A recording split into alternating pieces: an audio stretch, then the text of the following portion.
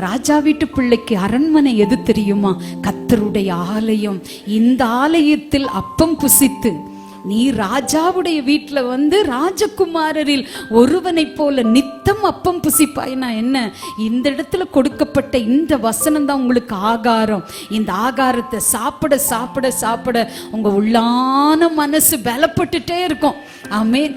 எந்த ஒரு விஷயமானாலும் நீங்க ஃபேஸ் பண்றதுக்கு கிருபை, இப்ப கேட்ட அந்த வசனம் உங்க பிரச்சனைக்கு வேலை செய்யும்.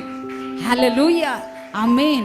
நான் அடிக்கடி யோசிப்பேன், ஒரு நல்ல மருத்துவருக்கு படிக்கிறவங்க மருத்துவருக்கு படிக்கிற காலங்கள்ல நல்லா படிச்சாங்கன்னா தான் வியாதியஸ்தர்கள் மருத்துவமனைக்கு வரும்போது டயக்னோஸ் பண்ணுகிற ஞானம் அப்பொழுது அவர்களுக்கு வரும்.